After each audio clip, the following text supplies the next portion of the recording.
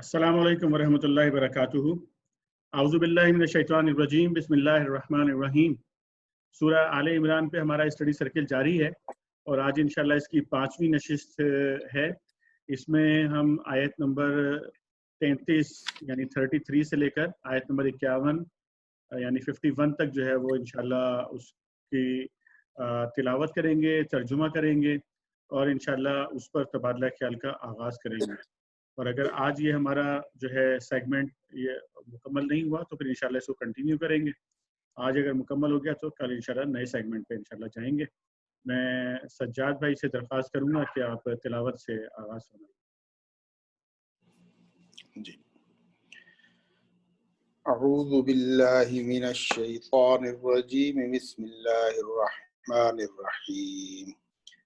ان اللہ اصطفى آدم ونوحا وآل ابراہیم وآل عمران علی العالمین ذریۃ بعضها من بعض واللہ سمیع علیم۔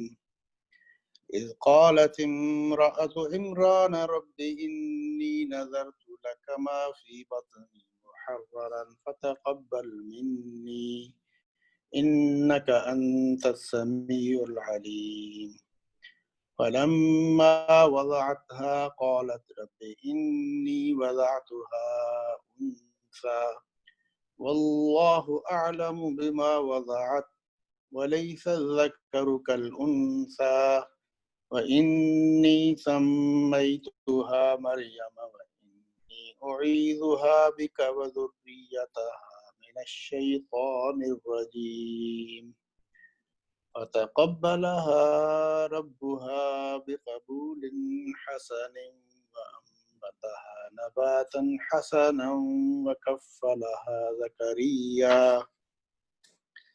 كلما دخل عليها زكريا المحراب وجد عندها رزقا قال يا مريم أنى لك هذا قالت هو من عند الله إن الله يرزق من يشاء بغير حساب هنالك دعا زكريا ربه قال رب هب لي من لدنك ذرية طيبة إنك سميع الدعاء فنادته الملائكة وهو قائم يصلي في المحراب أن الله يبشرك بيحيى مصدقا بكلمة من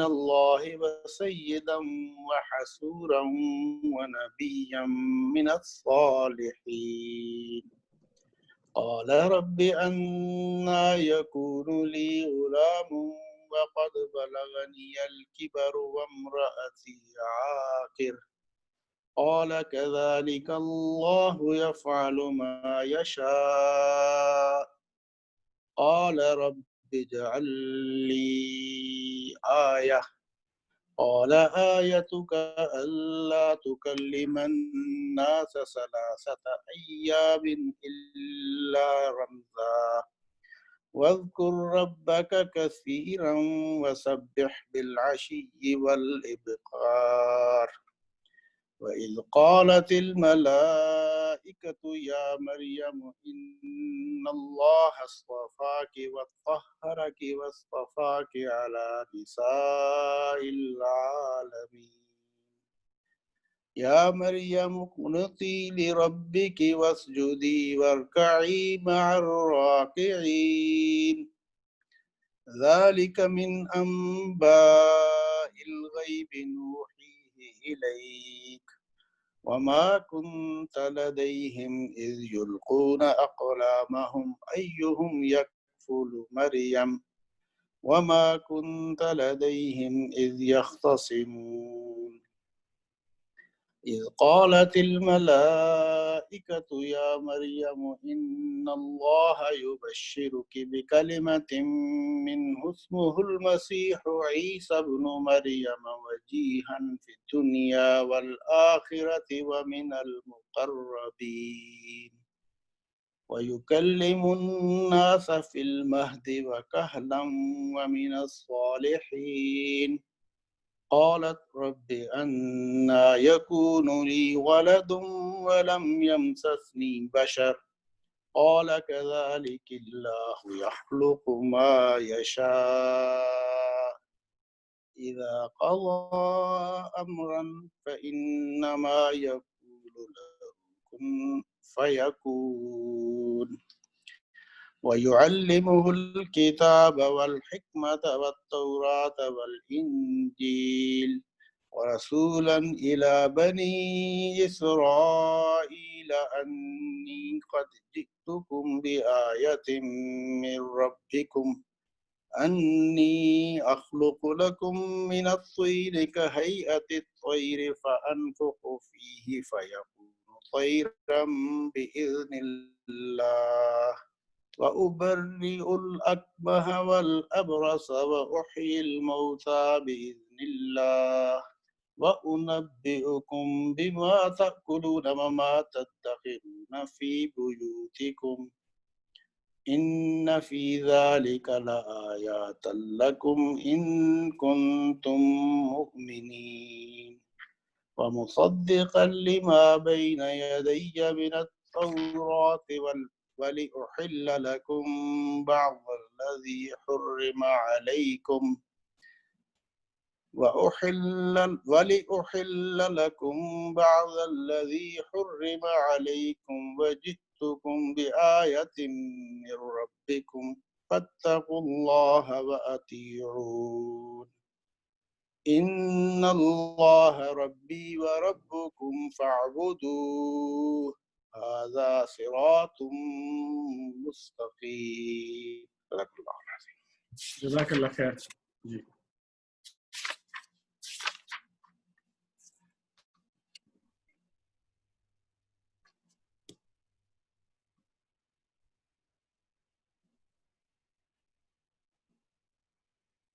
یہ ترجمہ سجاد بھائی آپ پڑھیں گے؟ جی پڑھ لیتے ہیں جی. بسم اللہ الرحمن الرحیم. اللہ نے آدم اور نوح اور آل ابراہیم علیہ السلام اور آل عمران کو تمام دنیا پر ترجیح دے کر اپنی رسالت کے لیے منتخب کیا تھا. یہ ایک سلسلے کے لوگ تھے جو ایک دوسرے کی نسل سے پیدا ہوئے تھے. اللہ سب کچھ سنتا اور جانتا ہے. وہ اس وقت سن رہا تھا جب عمران کی عورت کہہ رہی تھی کہ میرے پروردگار، میں اس بچے کو جو میرے پیٹ میں ہے تیری نظر کرتی ہوں، وہ تیرے ہی کام کے لیے وقف ہوگا. میری اس پیشکش کو قبول فرما، تو سننے اور جاننے والا ہے. پھر جب وہ بچی اس کے ہاں پیدا ہوئی تو اس نے کہا، مالک میرے ہاں تو لڑکی پیدا ہو گئی ہے. حالانکہ جو کچھ اس نے جنا تھا اللہ کو اس کی خبر تھی، اور لڑکا لڑکی کی طرح نہیں ہوتا.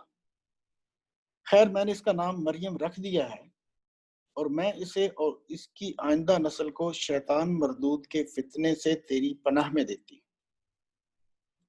آخر کار اس کے رب نے اس لڑکی کو بخوشی قبول فرما لیا، اسے بڑی اچھی لڑکی بنا کر اٹھایا اور زکریا کو اس کا سرپرست بنا دیا. زکریا جب کبھی اس کے پاس محراب میں جاتا تو اس کے پاس کچھ نہ کچھ کھانے پینے کا سامان پاتا. پوچھتا، مریم یہ تیرے پاس کہاں سے آیا؟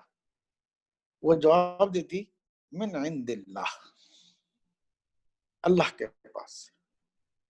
اللہ جسے چاہتا ہے بے حساب دیتا. یہ حال دیکھ کر زکریا نے اپنے رب کو پکارا، پروردگار اپنی قدرت سے مجھے نیک اولاد عطا فرما، تو ہی دعا سننے والا ہے.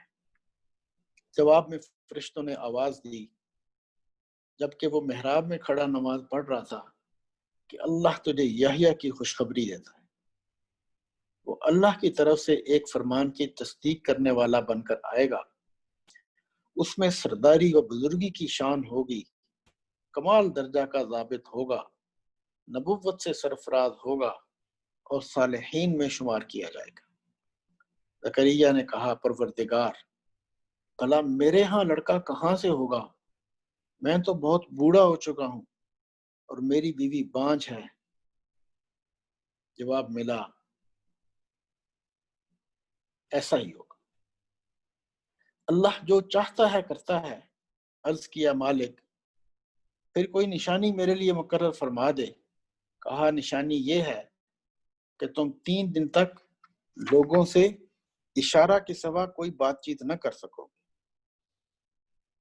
اس دوران میں اپنے رب کو بہت یاد کرنا اور صبح و شام اس کی تسبیح کرتے رہنا۔ پھر وہ وقت آیا جب مریم سے فرشتوں نے آ کر کہا، اے مریم، اللہ نے تجھے برگزیدہ کیا اور پاکیزگی عطا کی اور تمام دنیا کی عورتوں پر تجھ کو ترجیح دے کر اپنی خدمت کے لیے چن لیا۔ اے مریم، اپنے رب کی تابع فرمان بن کر رہ، اس کے آگے سر سجود ہو، اور جو بندے اس کے حضور جھکنے والے ہیں ان کے ساتھ تو بھی جھک جا۔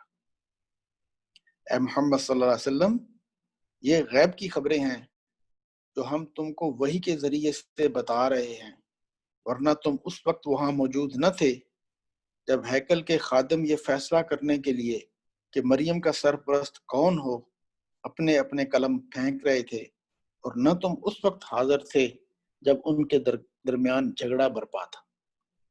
اور جب فرشتوں نے کہا، اے مریم، اللہ تجھے اپنے ایک فرمان کی خوشخبری دیتا ہے، اس کا نام مسیح عیسیٰ ابن مریم ہوگا، دنیا اور آخرت میں معزز ہوگا، اللہ کے مقرب بندوں میں شمار کیا جائے گا، لوگوں سے گہوارے میں بھی کلام کرے گا اور بڑی عمر کو پہنچ کر بھی، اور وہ ایک مرد صالح ہوگا۔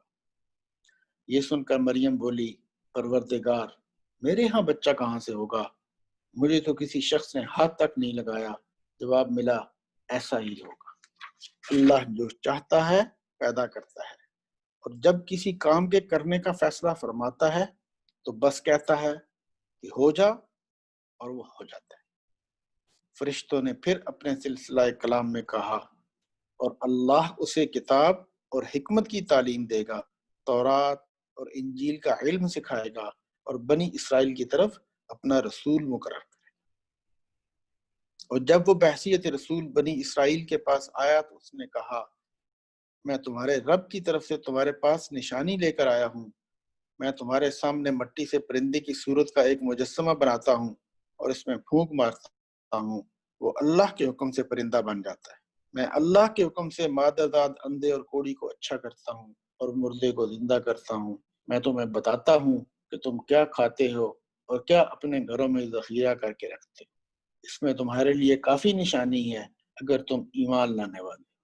اور میں اس تعلیم و ہدایت کی تصدیق کرنے والا بن کر آیا ہوں جو تورات میں سے اس وقت میرے زمانہ میں موجود ہے، اور اس لیے آیا ہوں کہ تمہارے لیے بعض چیزوں کو حلال کر دوں جو تم پر حرام کر دی گئی۔ دیکھو، میں تمہارے رب کی طرف سے تمہارے پاس نشانی لے کر آیا ہوں، لہذا اللہ سے ڈرو اور میری اطاعت کرو۔ اللہ میرا رب بھی ہے اور تمہارا رب بھی، لہذا تم اسی کی بندگی اختیار کرو، یہی سیدھا رستہ ہے۔ جزاک اللہ خیر سجاد بھائی۔ تو انشاءاللہ جو ہے وہ آج ہم اپنا مطالعہ جو ہے وہ یہاں سے شروع کریں گے، آیت نمبر 33 سے۔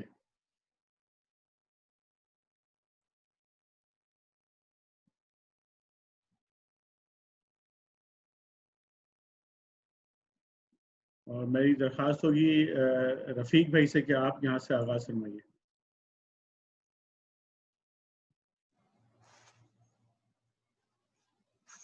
بسم اللہ الرحمن الرحیم۔ اللہ نے آدم اور نوح اور آل ابراہیم علیہ السلام اور آل عمران کو تمام دنیا والوں پر ترجیح دے کر اپنی رسالت کے لیے منتخب کیا تھا۔ یہ ایک سلسلے کے لوگ تھے جو ایک دوسرے کی نسل سے پیدا ہوئے تھے۔ اللہ سب کچھ سنتا اور جانتا ہے۔ حاشیہ نمبر 29۔ یہاں سے دوسرا خطبہ شروع ہوتا ہے۔ اس کے نزول کا زمانہ سن 9 ہجری ہے، جبکہ نجران کی عیسائی جمہوریت کا وفد نبی صلی اللہ علیہ وسلم کی خدمت میں حاضر ہوا تھا۔ نجران کا علاقہ حجاز اور یمن کے درمیان ہے۔ اس وقت اس علاقے میں 73 بستیاں شامل تھی اور کہا جاتا ہے کہ 1,20,000 قابل جنگ مرد اس میں سے نکل سکتے تھے۔ آبادی تمام تر عیسائی تھی اور 3 سرداروں کے زیر حکم تھی۔ ایک عاقب کہلاتا تھا جس کی حیثیت امیر قوم کی تھی، دوسرا سید کہلاتا تھا جو ان کے تمدنی اور سیاسی امور کی نگرانی کرتا تھا، اور تیسرا اسقف بشپ تھا جس سے مذہبی پیشوائی متعلق تھی۔ جب نبی صلی اللہ علیہ وسلم نے مکہ فتح کیا اور تمام اہل عرب کو یقین ہو گیا کہ ملک کا مستقبل اب محمد صلی اللہ علیہ وسلم کے ہاتھ میں ہے، تو عرب کے مختلف گوشوں سے آپ کے پاس وفد آنے شروع ہو گئے۔ اس سلسلے میں نجران کے تینوں سردار بھی 60 آدمیوں کا ایک وفد لے کر مدینے پہنچے۔ جنگ کے لیے بہرحال وہ تیار نہ تھے۔ اب سوال یہ تھا کہ آیا وہ اسلام قبول کرتے ہیں یا ذمہ بن کر رہنا چاہتے ہیں۔ اس موقع پر اللہ تعالیٰ نے نبی صلی اللہ علیہ وسلم پر یہ خطبہ نازل کیا تاکہ اس کے ذریعے سے وفد نجران کو اسلام کی طرف دعوت دی جائے۔ حاشیہ نمبر 30۔ عمران حضرت موسیٰ اور ہارون کے والد کا نام تھا جسے بائبل میں عمرام لکھا ہے۔ حاشیہ نمبر 31۔ مسیحوں کی گمراہی کا تمام تر سبب یہ ہے کہ وہ مسیح کو بندہ اور رسول ماننے کی بجائے اللہ کا بیٹا اور الوہیت میں اس کا شریک قرار دیتے ہیں۔ اگر ان کی یہ بنیادی غلطی رفع ہو جائے تو اسلامی صحیح و خالص کی طرف ان کا پلٹنا بہت آسان ہو جائے۔ اس لیے اس خطبے کی تمہید یوں اٹھائی گئی ہے کہ آدم اور نوح اور آل ابراہیم اور آل عمران کے سب پیغمبر انسان تھے۔ ایک کی نسل سے دوسرا پیدا ہوتا چلا آیا، اس میں سے کوئی بھی خدا نہ تھا۔ ان کی خصوصیت بس یہ تھی خدا نے اپنے دین کی تبلیغ اور دنیا کی اصلاح کے لیے ان کو منتخب کیا۔ وہ اس وقت سن رہا تھا جب عمران کی عورت کہہ رہی تھی کہ میرے پروردگار، میں اس بچے کو جو میرے پیٹ میں ہے تیری نظر کرتی ہوں، وہ تیرے ہی کام کے لیے وقف ہوگا، میری اس پیشکش کو قبول فرما، تو سننے اور جاننے والا ہے۔ حاشیہ نمبر 32۔ اگر عمران کی عورت سے مراد عمران کی بیوی لی جائے تو اس کے معنی یہ ہوں گے کہ وہ عمران نہیں ہے، کہ یہ وہ عمران نہیں ہے جس کا ذکر اوپر ہوا ہے، بلکہ یہ حضرت مریم کے والد تھے جن کا نام شاید عمران ہوگا۔ مسیح روایات میں حضرت مریم کے والد کا نام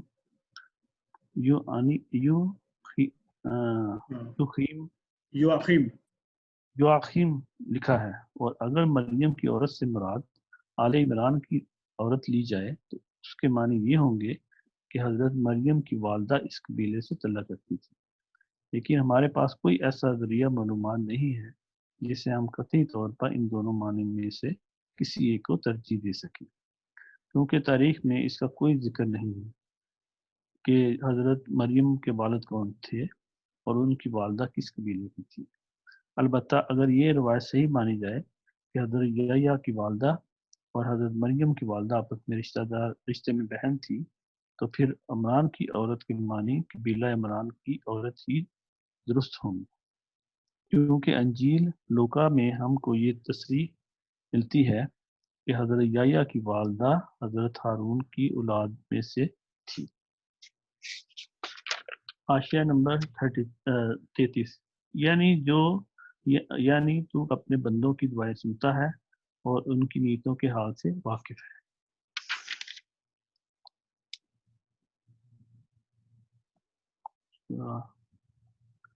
پھر جب وہ بچی اس کے ہاں پیدا ہوئی تو اس نے کہا، مالک، میرے ہاں تو لڑکی پیدا ہو گئی ہے، حالانکہ جو کچھ اس نے جنا تھا اللہ کو اس کی خبر تھی، اور لڑکا لڑکی کی طرح نہیں ہوتا۔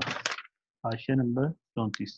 یعنی لڑکا ان بہت سی فطری کمزوریوں اور تمدنی پابندیوں سے آزاد ہوتا ہے جو لڑکی کے ساتھ لگی ہوئی ہوتی ہیں۔ لہٰذا اگر لڑکا ہوتا تو مقصد زیادہ اچھی طرح حاصل ہو سکتا تھا، جس کے لیے میں اپنے بچے کو تیری راہ میں نظر کرنا چاہتی تھی۔ خیر، میں نے اس کا نام مریم رکھ دیا ہے، اور میں اسے اور اس کی آئندہ نسل کو شیطان مردود کے فتنے سے تیری پناہ میں دیتی ہوں۔ آخرکار اس کے رب نے اس لڑکی کو بخوشی قبول فرما لیا، اسے بڑی اچھی لڑکی بنا کر اٹھایا اور زکریا کو اس کا سرپرست بنا دیا۔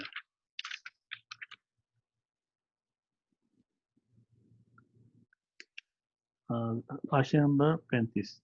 اب اس وقت کا ذکر شروع ہوتا ہے جب حضرت مریم سن رشد کو پہنچ گئی اور بیت المقدس کی عبادت گاہ ہیکل میں داخل کر دی گئی اور ذکر الہی میں شب و روز مشغول رہنے لگی۔ حضرت یحییٰ جن کی تربیت میں وہ دی گئی تھی، غالباً رشتے میں ان کے خالو تھے اور ہیکل کے مجاوروں میں سے تھے۔ یہ وہ زکریا نبی نہیں ہیں جن کے قتل کا ذکر بائبل کے پرانے عہد نامے میں آیا ہے۔ زکریا جب کبھی اس کے پاس محراب میں جاتا تو اس کے پاس کچھ نہ کچھ کھانے پینے کا سامان پاتا۔ پوچھتا، مریم یہ تیرے پاس کہاں سے آیا ہے؟ وہ جواب دیتی، اللہ کے پاس سے آیا ہے، اللہ جسے چاہتا ہے بے حساب دیتا ہے۔ یہ حال دیکھ کر زکریا نے اپنے رب کو پکارا، پروردگار، اپنی قدرت سے مجھے نیک اولاد عطا کر، تو ہی دعا سننے والا ہے۔ حاشیہ نمبر 36۔ لفظ محراب سے لوگوں کا ذہن بالعموم اس محراب کی طرف چلا جاتا ہے جو ہماری مسجدوں میں امام کے کھڑے ہونے کے لیے بنائی جاتی ہیں، لیکن یہاں محراب سے یہ چیز مراد نہیں ہے۔ صوامع اور کنیسیوں میں اصل عبادت گاہ کی عمارت سے متصل سطح زمین سے کافی بلندی پر جو کمرے بنائے جاتے ہیں، ان میں عبادت گاہ کے مجاور، خدام اور متقف لوگ رہا کرتے ہیں، انہیں محراب کہا جاتا ہے۔ اسی قسم کے کمروں میں سے ایک میں حضرت مریم متقف رہتی تھی۔ حاشیہ نمبر 37۔ حضرت زکریا اس وقت تک بے اولاد تھے۔ اس نوجوان صالح لڑکی کو دیکھ کر فطرتاً ان کے دل میں یہ تمنا پیدا ہوئی کہ کاش اللہ انہیں بھی ایسی ہی نیک اولاد عطا کرے، اور یہ دیکھ کر کہ اللہ اس طرح اپنی قدرت سے اس گوشہ نشین لڑکی کو رزق پہنچا رہا ہے، انہیں یہ امید ہوئی کہ اللہ چاہے تو اس بڑھاپے میں بھی ان کو اولاد دے سکتا ہے۔ جزاک اللہ خیر رفیق بھائی۔ حفیظ الرحمان بھائی یہاں سے شروع کیجیے گا۔ جی، جواب میں فرشتوں نے آواز دی جبکہ وہ محراب میں کھڑا نماز پڑھ رہا تھا کہ اللہ تجھے یحییٰ کی خوشخبری دیتا ہے۔ حاشیہ نمبر 38۔ بائبل میں ان کا نام یوحنا بپتسمہ دینے والا لکھا ہے۔ ان کے حالات کے لیے ملاحظہ ہو متی باب 3:14، مرکز باب، لوکا باب۔ وہ اللہ کی طرف سے ایک فرمان کی تصدیق کرنے والا بن کر آئے گا۔ حاشیہ نمبر 39۔ اللہ کے فرمان سے مراد حضرت عیسیٰ علیہ السلام ہیں، کیونکہ ان کی پیدائش اللہ تعالیٰ کے ایک غیر معمولی فرمان سے خرق عادت کے طور پر ہوئی تھی، اس لیے ان کو قرآن مجید میں کلمۃ من اللہ کہا گیا ہے۔ اس میں سرداری و بزرگی کی شان ہوگی، کمال درجے کا ضابطہ ہوگا، نبوت سے سرفراز ہوگا اور صالحین میں سے شمار کیا جائے گا۔ زکریا نے کہا، پروردگار، بھلا میرے ہاں لڑکا کہاں سے ہوگا؟ میں تو بہت بوڑھا ہو چکا ہوں اور میری بیوی بانجھ ہے۔ جواب ملا، ایسا ہی ہوگا۔ حاشیہ نمبر 40۔ یعنی تیرے بڑھاپے اور تیری بیوی کے بانجھ پن کے باوجود اللہ تجھے بیٹا دے گا۔ اللہ جو چاہتا ہے کرتا ہے۔ عرض کیا مالک پھر کوئی نشانی میرے لیے مقرر فرما دے۔ حاشیہ نمبر 41، یعنی ایسی علامت بتا دے کہ جب ایک پیر فرتوت اور ایک بوڑھی بانجھ کے ہاں لڑکے کی ولادت جیسا عجیب غیر معمولی واقعہ پیش آنے والا ہو تو اس کی اطلاع مجھے پہلے سے ہو جائے۔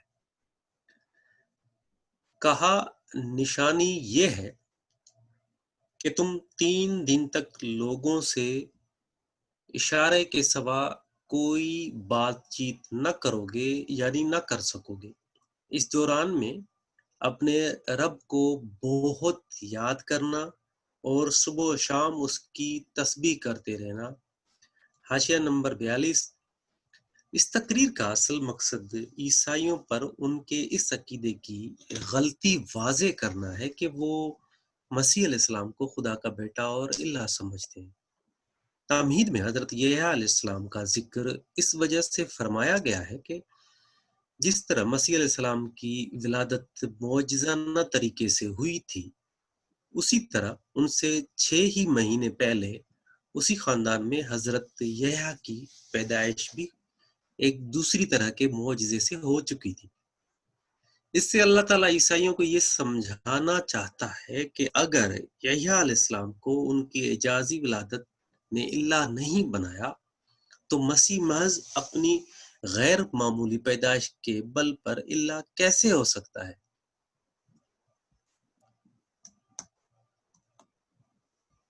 پھر وہ وقت آیا جب مریم سے فرشتوں نے آ کر کہا، اے مریم، اللہ نے تجھے برگزیدہ کیا اور پاکیزگی عطا کی اور تمام دنیا کی عورتوں پر تجھ کو ترجیح دے کر اپنی خدمت کے لیے چن لیا۔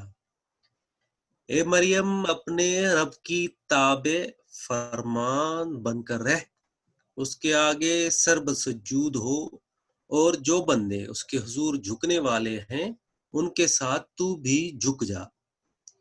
اے محمد صلی اللہ علیہ وآلہ وسلم، یہ غیب کی خبریں ہیں جو ہم تم کو وحی کے ذریعے سے بتا رہے ہیں، ورنہ تم اس وقت وہاں موجود نہ تھے جب ہیکل کے خادم یہ فیصلہ کرنے کے لیے کہ مریم کا سرپرست کون ہو اپنے اپنے قلم پھینک رہے تھے۔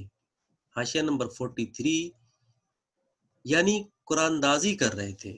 اس قرآن اندازی کی ضرورت اس لیے پیش آئی تھی کہ حضرت مریم کی والدہ نے ان کو خدا کے کام کے لیے ہیکل کی نظر کر دیا تھا، اور وہ چونکہ لڑکی تھی اس لیے یہ ایک نازک مسئلہ بن گیا تھا کہ ہیکل کے مجاوروں میں سے کس کی سرپرستی میں وہ رہیں،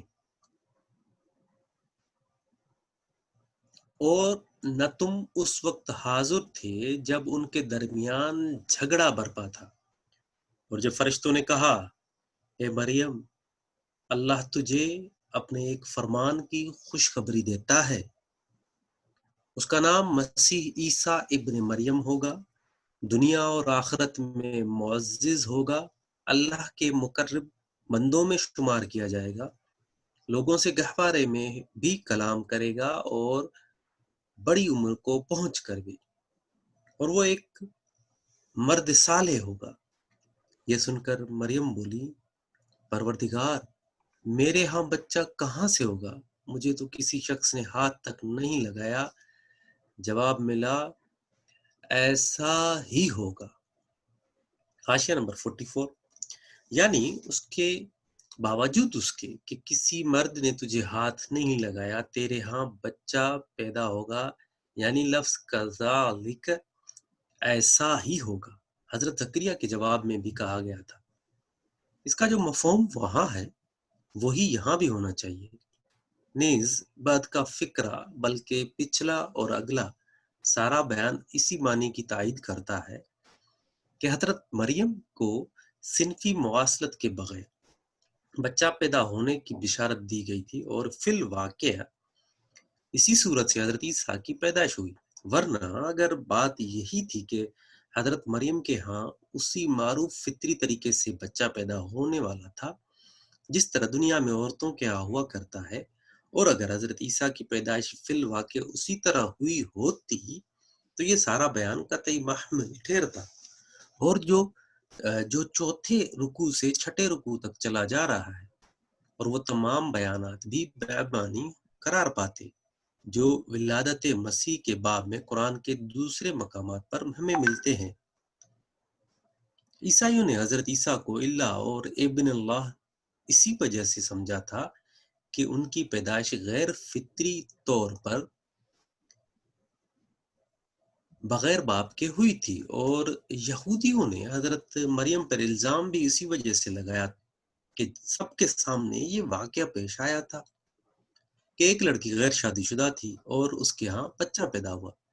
اگر یہ سرے سے واقعہ ہی نہ تھا تب ان دونوں گروہوں کے خیالات کی تردید میں بس اتنا کہہ دینا بالکل کافی تھا کہ تم لوگ غلط ہو، وہ لڑکی شادی شدہ تھی، فلاں شخص اس کا شوہر تھا اور اس کے نطفے سے عیسیٰ پیدا ہوئے۔ یہ مختصر سی دو ٹوک بات کہنے کے بجائے آخر اتنی لمبی تمہیدیں اٹھانے اور پیچ در پیچ باتیں کرنے اور صاف صاف مسیح بن فلاں کہنے کے بجائے مسیح بن مریم کہنے کی آخر کیا ضرورت تھی، جس سے بات سلجھنے کے بجائے اور الجھ جائے۔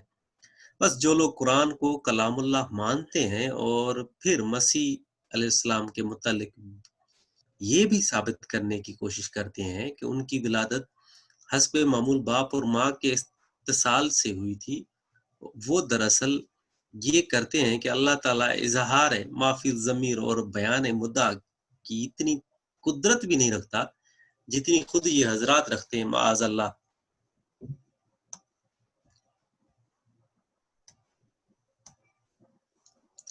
اللہ جو چاہتا ہے پیدا کرتا ہے، وہ جب کسی کام کے کرنے کا فیصلہ فرماتا ہے تو بس کہتا ہے کہ ہو جا، اور وہ ہو جاتا ہے۔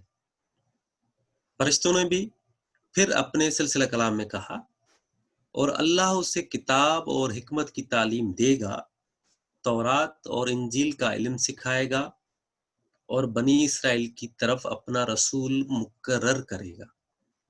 اور جب وہ بحیثیت رسول بنی اسرائیل کے پاس آیا تو اس نے کہا، میں تمہارے رب کی طرف سے تمہارے پاس نشانی لے کر آیا ہوں، میں تمہارے سامنے مٹی سے پرندے کی صورت کا ایک مجسمہ بناتا ہوں اور اس میں پھونک مارتا ہوں، اور وہ اللہ کے حکم سے پرندہ بن جاتا ہے۔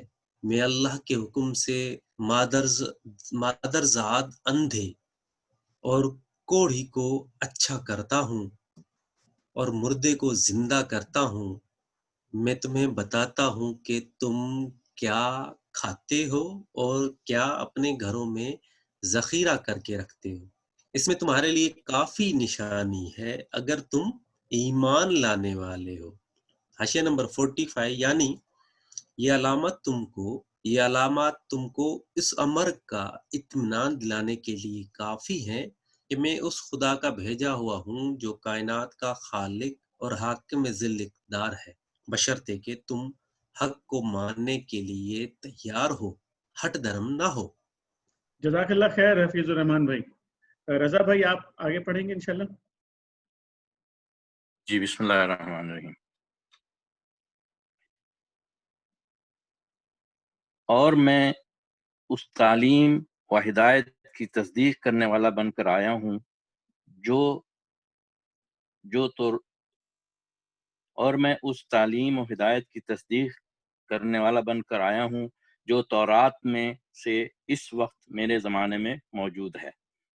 حاشیہ نمبر 46، یعنی یہ میرے فرستادہ خدا ہونے کا ایک اور ثبوت ہے۔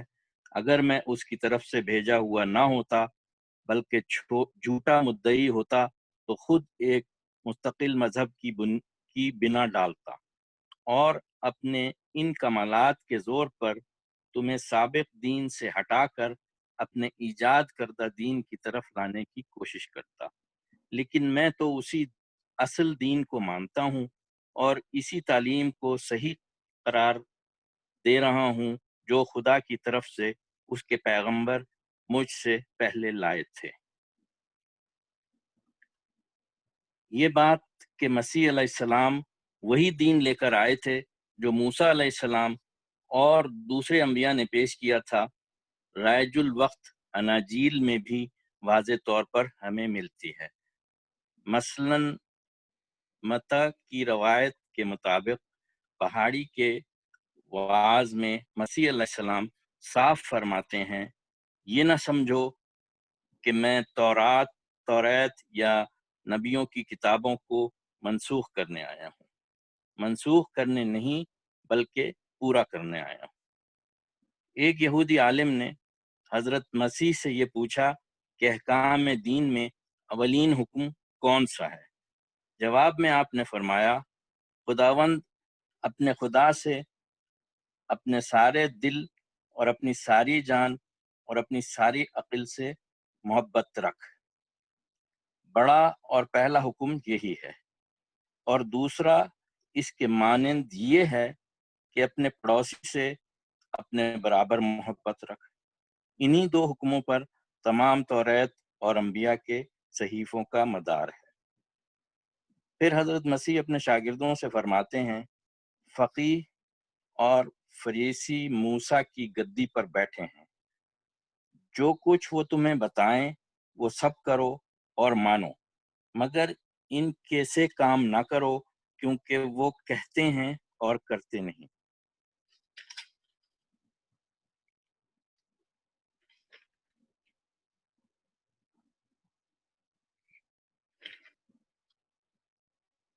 اور اس لیے آیا ہوں کہ تمہارے لیے بعض ان چیزوں کو حلال کر دوں جو تم پر حرام کر دی گئی ہیں۔ حاشیہ نمبر 47۔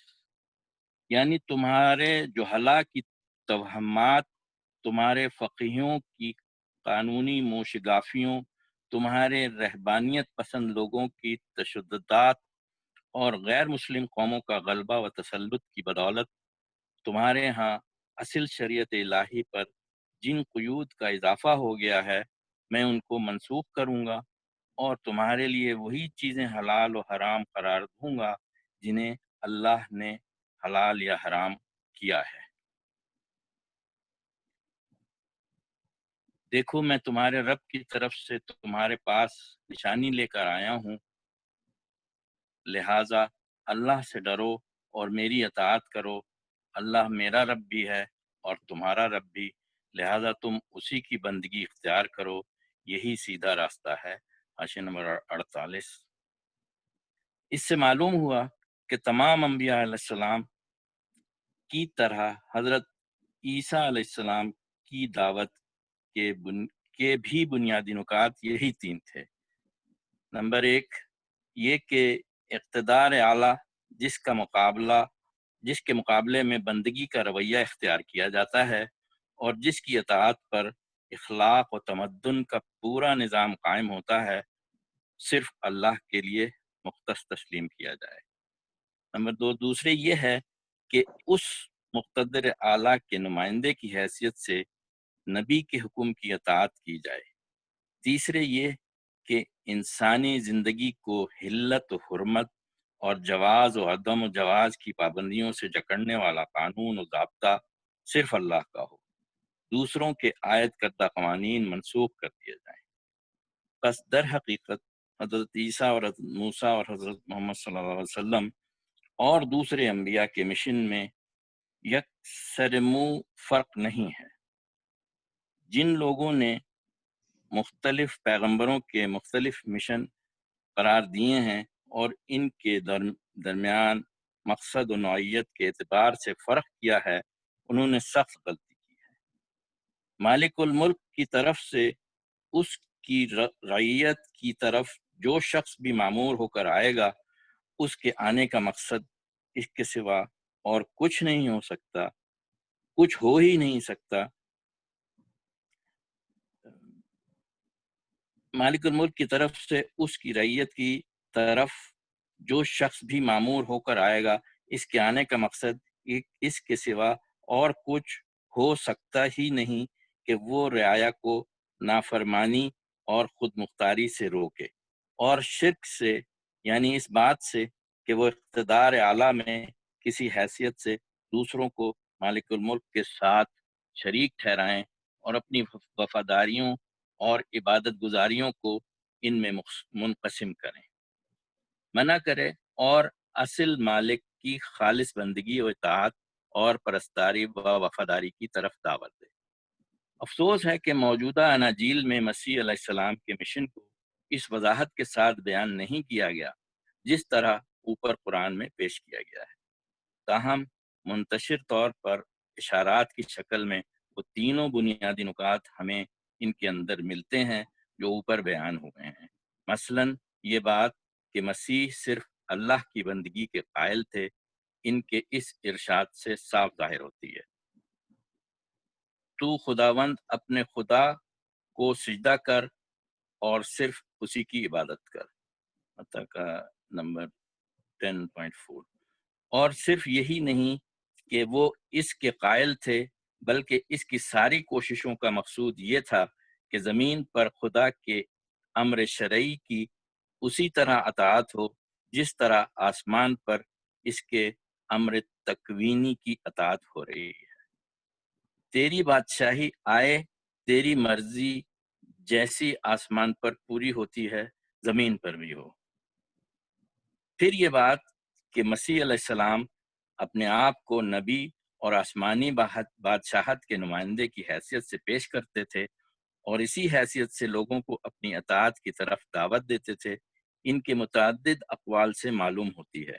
انہوں نے جب اپنے وطن ناصرہ سے اپنی دعوت کا آغاز کیا تو ان کے اپنے ہی بھائی بند اور اہل شہر ان کی مخالفت کے لیے کھڑے ہو گئے۔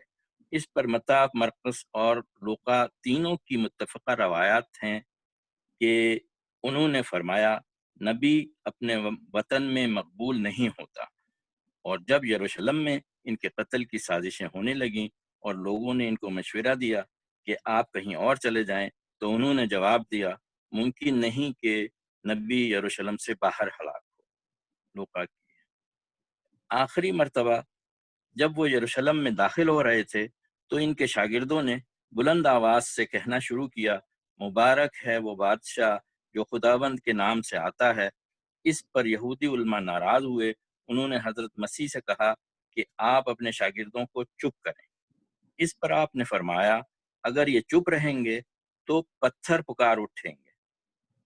لوقا کی روایت۔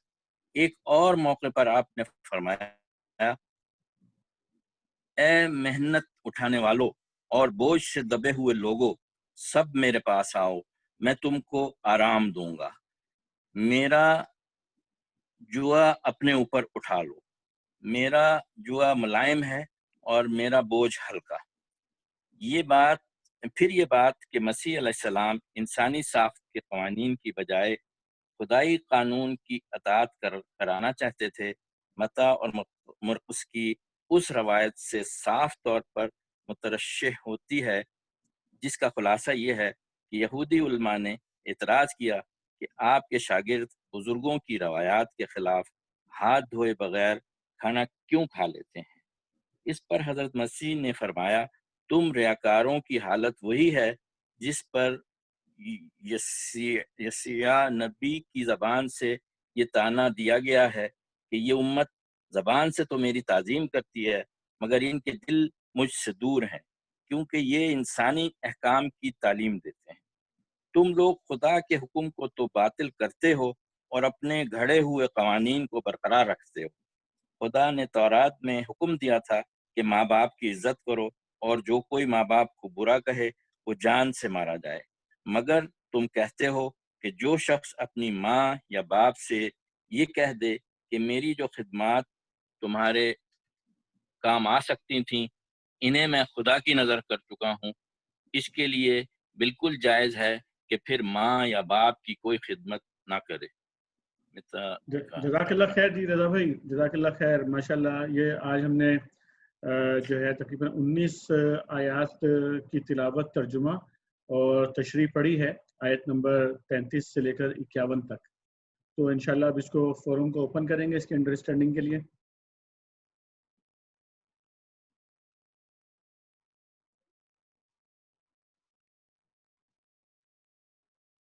جی جناب۔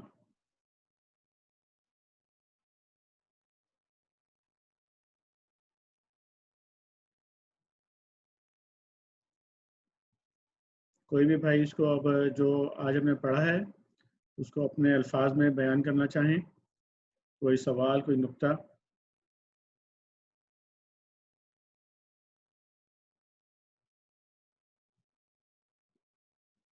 اللہ تعالیٰ نے جو آپ یہ دیکھ لیجئے یہاں پر جو انبیاء کے سلسلے، جن نبیوں سے انبیاء کے پورے سلسلے چلے ہیں، ان کا اللہ تعالیٰ نے یہاں پہ تذکرہ کیا ہے۔ آدم علیہ السلام کا تذکرہ ہے، نوح علیہ السلام کا تذکرہ ہے، آل ابراہیم کا تذکرہ ہے، آل عمران کا تذکرہ ہے۔ یہاں پر یہ جو آل عمران موسیٰ علیہ السلام کی قوم، ان کا تذکرہ آیا یہاں پر پورا۔ اور پھر اللہ رب کریم نے جو ہے وہ یہ یہاں پر باور کرا دیا ہے کہ اللہ سب کچھ سنتا اور سب کچھ جانتا ہے۔ تو یہ بار بار قرآن عظیم الشان کے اندر جو ہے یہ سبق دیا جا رہا ہے اور لوگوں کو یہ بات سمجھائی جا رہی ہے کہ آپ زبان سے چاہے کچھ کہتے رہیں اور عمل چاہے کیسا بھی کرتے رہیں، اللہ تعالیٰ جو ہے وہ دلوں کے حال تک جو ہے وہ جانتا ہے۔ یعنی جو آپ بظاہر کرتے ہیں وہ بھی اللہ تعالیٰ جانتا ہے، اور جو چھپا کے کرتے ہیں وہ بھی اللہ تعالیٰ جانتا ہے، اور جو کچھ بظاہر کرتے ہیں اس کے پیچھے جو نیت ہوتی ہے وہ بھی اللہ تعالیٰ جانتا ہے۔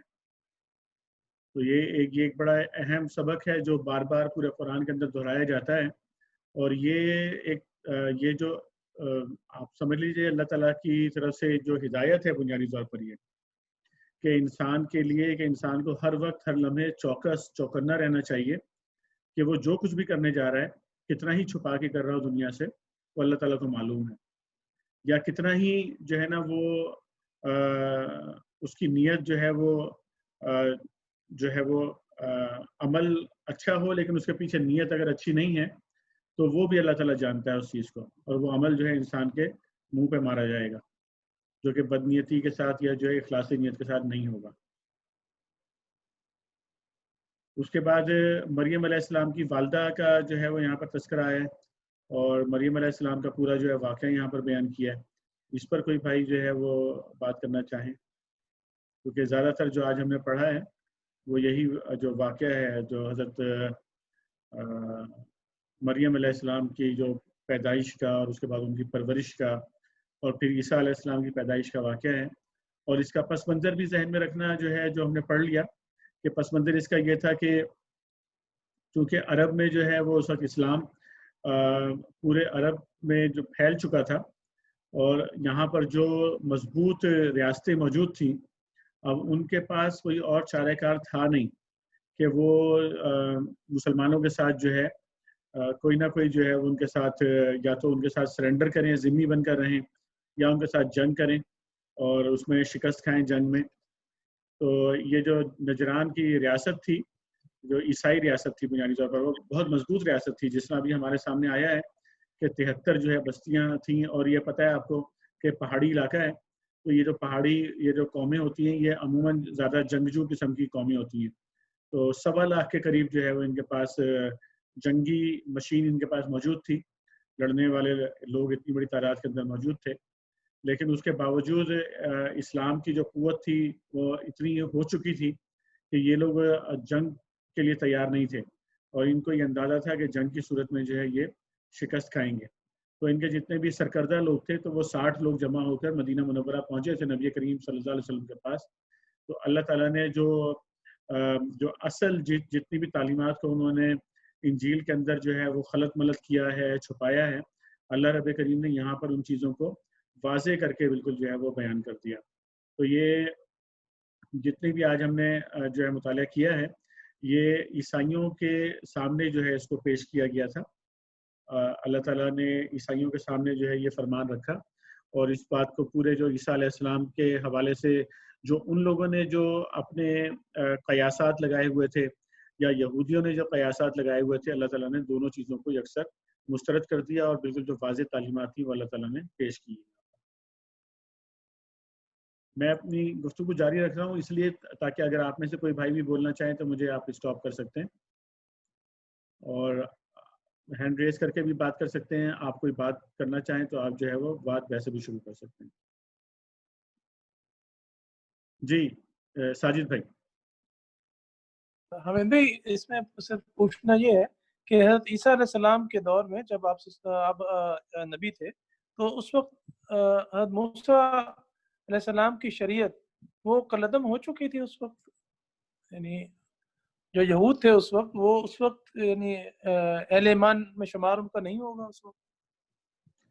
देखिए, जब एक नबी, ये अल्लाह ताला का तरीक़ाकार है कि जब एक नबी आ जाता है तो पिछले नबी की जो तालीमात हैं उस पर जो लोग ईमान लाए थे उनके लिए लाजिम हो जाता है कि अब जो नबी आया उस पर ईमान लेकर आए वो, और अगर वो उस नबी का इनकार कर दें तो फिर वो मुस्लिम और मोमिन नहीं रहते फिर वो। सही, ये असूल है। इसीलिए जब अल्लाह के नबी सल्लल्लाहु अलैहि वसल्लम मबूस हुए तो ईसाइयों में से और यहूदियों में से जो लोग आप पर ईमान ले आए तो वो मोमिन और मुस्लिम थे, और बाकी जो लोग दीन ईसा पर या दीन मूसा पर कायम रहे तो वो मुस्लिम या मोमिन नहीं थे या नहीं हैं अब भी। सही।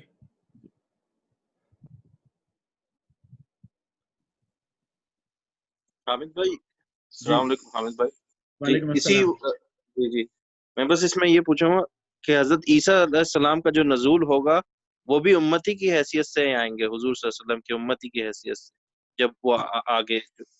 जी बिल्कुल ऐसा ही है, इसलिए कि जब जब जो लास्ट नबी है नबी करीम सल्लल्लाहु अलैहि वसल्लम, अब क़यामत तक जो है किसी और नबी की पैरवी नहीं हो सकती, यानी जो पैरवी अब होनी है, चूँकि जब भी जो नबी आता है वो पिछले अंबिया की जो तालीमात हैं उनको इन्हेंस करने के लिए आता है।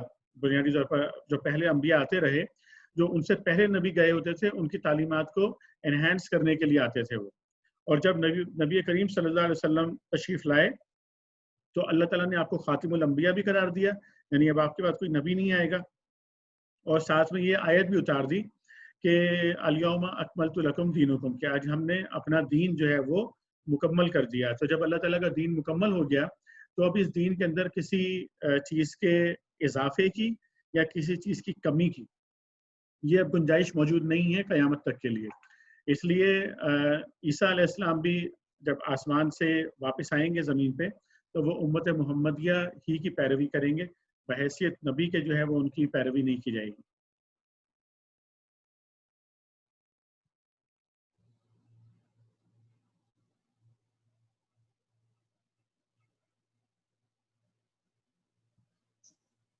जी रफीक भाई आप बात कर लीजिए पहले। जी अहमद भाई, हजरत ईसा अलैहिस्सलाम से पहले हजरत याह्या अलैहिस्सलाम तो आ चुके थे ना, उनकी पैदाइश उनसे पहले ही हुई है ना, 6 महीने पहले हुई है। जी, तो एक ही कौम पे एट ए टाइम 2 नबी थे। ऐसा होता रहा है, एक वक्त में दर्जनों नबी भी मौजूद रहे हैं। तो फिर वो कौम जो है वो किसकी दोनों की पैरवी करती थी? उसमें ये होता है कि जैसे अगर आप हजरत मूसा अलैहिस्सलाम का पूरा वाक़या देखें तो उसमें मूसा अलैहिस्सलाम और हारून अलैहिस्सलाम दोनों मौजूद थे। मूसा अलैहिस्सलाम उसमें लीडर थे और हारून अलैहिस्सलाम उनके सपोर्टर थे, लेकिन नबी दोनों थे। इसी तरह अगर आप इब्राहिम अलैहिस्सलाम के ज़माने में देखें तो लूत अलैहिस्सलाम उनके भतीजे थे, वो भी नबी थे। और थोड़े ही फासले पर, यानी कि वो हमने पढ़ा है ना कि जब इब्राहिम अलैहिस्सलाम फ़लस्तीन में थे और उसके करीब ही जो है लूत अलैहिस्सलाम की बस्तियां थी कि पहाड़ के ऊपर आप खड़े हो तो दूर उनकी बस्तियां नजर आती थी वहाँ पे। तो लूत अलैहिस्सलाम के एक सेपरेट उनके पास जो है नबूवत भी थी, उनके पास वही भी सेपरेट आ रही थी उनके पास। तो वो अपना जो उनका स्कोप था उस स्कोप के अंदर वो लीडर थे अपने स्कोप में, और इब्राहिम अलैहिस्सलाम के पास जो पूरा एक आलमी स्कोप था उसमें इब्राहिम अलैहिस्सलाम जो है लीडर थे उसके अंदर। तो पहले ज़माने में ये होता रहा है कि एक ही वक्त में मुख्तलिफ बस्तियों में अंबिया आते रहे हैं।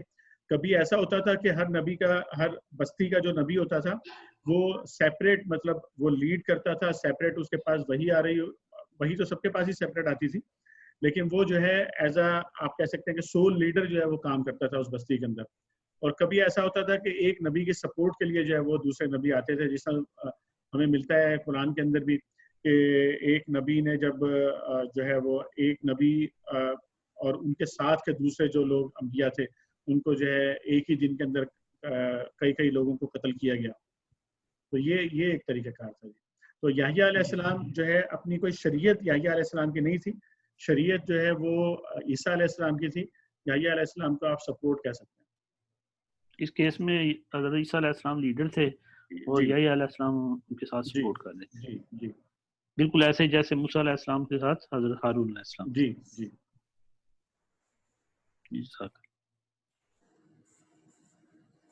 طارق بھائی، طارق سعید بھائی. السلام علیکم. وعلیکم السلام. آپ ہی کی بات کو آگے بڑھاتے ہوئے جیسے آپ نے فرمایا کہ ایک ہی وقت میں ایک سے زیادہ نبی ہوتے تھے، تو وہ قوم کا تصور بھی تو اس وقت مختلف تھا. جیسے آپ نے بستی کا لفظ استعمال کیا شاید، کہ ظاہر ہے وہ اسکیٹرڈ تھے، کوئی قبیلہ کہاں ہے یا کوئی گروپ انسانوں کا کہیں اور ہے، اور وہ مواصلات اور ان کا جو وہ ہوتا ہوگا اس وقت کمیونیکیشن وہ بھی نہیں ہوتا ہوگا. تو اس طرح وہ مختلف جگہوں پہ مختلف لوگوں کے اوپر مختلف نبی، ایک سے زیادہ نبی سپورٹر کے علاوہ بھی ایز اے نبی ایک ہی بستی یا قبیلے یا بہت سارے قبیلوں کے اوپر بھی ہوتے ہوں گے. وجہ یہی ہے کہ اس وقت وہ آپس میں کوئی رابطے نہیں ہوں گے، جس طرح کے بعد میں جو نبی آئے پھر ٹیکنالوجی بڑھتی گئی اور یہ پہیہ ایجاد ہوا یا یہ سارے معاملات. پہیہ تو خیر بہت پہلے ہو گیا ہوگا. تو پھر اللہ تعالیٰ نے بھی انسانوں کی ترقی کے ساتھ ساتھ ہی نبیوں کا نزول بھی اسی طرح کیا، اسی طرح کے ماحول میں اسی طرح کے احکامات دیے. جی بالکل بالکل بالکل ٹھیک، درست بات فرمائی آپ نے. کوئی اور بھائی؟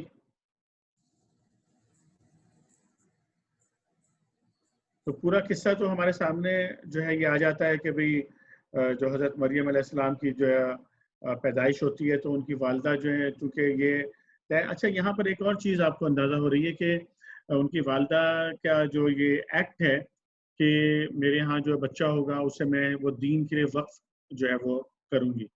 اور پھر جب انہوں نے وقف کیا تو پھر اللہ تعالیٰ نے اس کو قبول بھی کیا، اور اللہ تعالیٰ نے جو ہے وہ اس کو جس طرح لکھا کہ بہت ہی اچھی لڑکی بنا کے اللہ تعالیٰ نے اس کو جو ہے وہ اٹھایا مریم کو. اور پھر اس کے اوپر اللہ تعالیٰ نے جو اپنی برکات نازل کی وہ بھی ہمارے سامنے آ رہی ہیں کہ جب زکریا علیہ السلام ان کے پاس جاتے تھے تو وہ اللہ تعالیٰ کی طرف سے کھانے پینے کی چیزیں وہاں پہ پاتے تھے. تو ایک سبق یہاں پر جو ہے ہمیں یہاں پر ایک پوشیدہ ہے کہ یہ بھی طے کرنا چاہیے کہ اپنی اولاد میں سے کچھ لوگوں کو جو ہے وہ اللہ کے لیے وقف کرنا جو ہے نا یہ بڑا امپورٹنٹ ہے. پوری اولاد وقف ہو تو بہت ہی اچھی بات ہے.